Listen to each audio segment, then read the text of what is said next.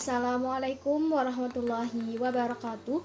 Perkenalkan, kami dari kelompok 4 Program Studi Kesehatan Masyarakat Fakultas Kedokteran Universitas Lambung Mangkurat.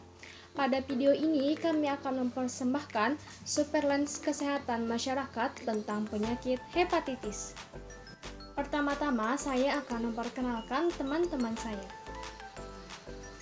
Yang pertama itu ada Akilah Zari Ulia, yang kedua ada Kak Dewi Patah, dan yang ketiga ada Dewi Kusuma Wardani, keempat ada Latifah Nurul Aini, yang kelima ada Muhammad Surya Hermawan, dan yang keenam ada saya sendiri, Mesya Maulani, dan yang terakhir ketujuh ada Nur Khalisa.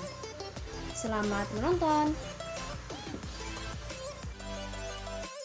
Surveillance adalah pengumpulan data untuk melakukan tindakan. Lalu, menurut WHO, surveillance merupakan proses pengamatan terus-menerus dan sistematik terhadap terjadinya penyebaran penyakit serta kondisi yang memperbesar resiko penularan.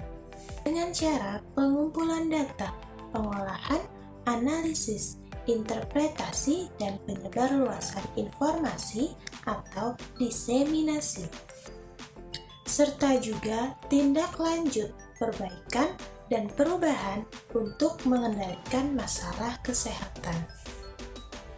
Salah satu kejadian yang memerlukan surveillance adalah penyakit yang mudah mengalami epidemik atau endemik, contohnya seperti hepatitis.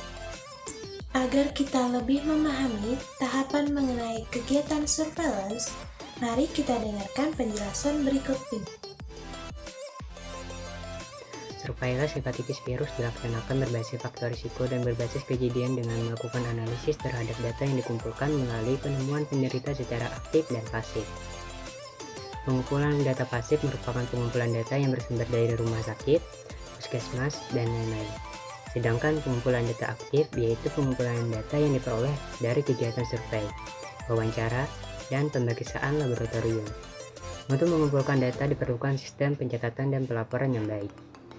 Sumber data sistem surveillance ada dua jenis, yaitu primer dan sekunder, yang terdiri dari 10 elemen yaitu pencatatan kematian, laporan penyakit, laporan kejadian luar biasa atau wabah, hasil pemeriksaan laboratorium, penyelidikan peristiwa penyakit menular, penyidikan kejadian luar biasa atau wabah, survei, penyelidikan tentang distribusi vektor dan reservoir penyakit pada hewan, dan data penggunaan obat-obatan, serum dan vaksin, dan juga data kependudukan dan lingkungan. Proses pengolahan data dari kegiatan surveillance merupakan suatu proses yang bertujuan untuk memperoleh data dengan menggunakan berbagai cara maupun rumus-rumus tertentu. Pada kegiatan surveillance, pengolahan data ini cukup penting. Hal ini karena pengolahan data akan ada kaitannya dengan proses analisis data nantinya. Tujuan dari pengolahan data pada kegiatan surveillance penyakit hepatitis yaitu untuk melihat variabel-variabel yang menggambarkan dari penyakit hepatitis, faktor penyebab penyakit hepatitis, dan tujuan dari kegiatan surveillance itu sendiri. Tujuan dari kegiatan surveillance yaitu yang pertama, mengamati kecenderungan dan memperkirakan besar masalah kesehatan. Yang kedua, memprediksi adanya kejadian luar biasa atau KLB. Yang ketiga, mengamati kemajuan dari pencegahan dan pemberantasan penyakit yang dilakukan. Dan yang keempat, yaitu memperkirakan dampak penyakit di masa yang akan datang. Kriteria tahapan pengolahan data yang baik yaitu yang pertama, dapat mengenali frekuensi dan distribusi kasus. Yang kedua, menggunakan metode dan teknik pengolahan yang lazim. Yang ketiga, tidak menimbulkan persepsi yang berbeda. Dan yang keempat, harus hati-hati agar tidak terjadi kesalahan. 3. Analisis data. Analisis data dilakukan berdasarkan orang, tempat, dan waktu dengan cara membuat suatu tabulasi, grafik, atau peta. Hasil analisis data akan diinterpretasi dan digunakan sebagai rekomendasi dalam pengambilan tindakan. Contohnya pada hepatitis. Menurut hasil Riskesdas tahun 2018, prevalensi hepatitis berdasarkan diagnosis dokter di Indonesia tahun 2013 sampai 2018 yaitu sebesar 0,2 sampai 0,4%. Berdasarkan prevalensi hepatitis berdasarkan diagnosis dokter untuk Kalimantan Selatan 0,3%.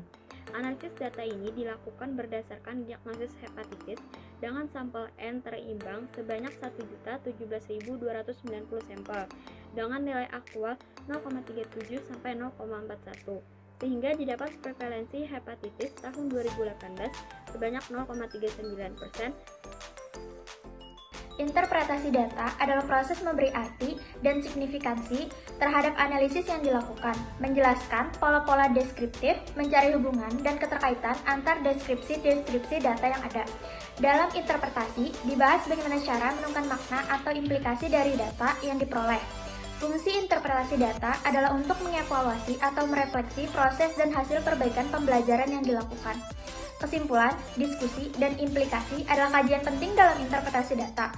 Ada berbagai teknik dalam melakukan interpretasi data, antara lain dengan menghubungkan data dengan pengalaman peneliti, mengaitkan temuan atau data dengan hasil kajian pustaka atau teori terkait, memperluas analisis dengan mengajukan pertanyaan mengenai penelitian atau implikasi hasil penelitian, dan yang terakhir adalah meminta nasihat teman sejawat jika mengalami kesulitan.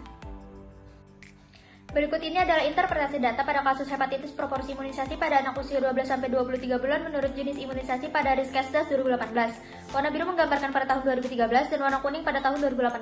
Kotak merah pertama menggambarkan tentang proporsi imunisasi hepatitis selama jangka waktu 5 tahun yang mengalami kenaikan sebesar 4%. Dan kotak merah yang kedua menggambarkan tentang proporsi imunisasi DPT dan hepatitis pada jangka 5 tahun yang mengalami penurunan sebesar 14,3%.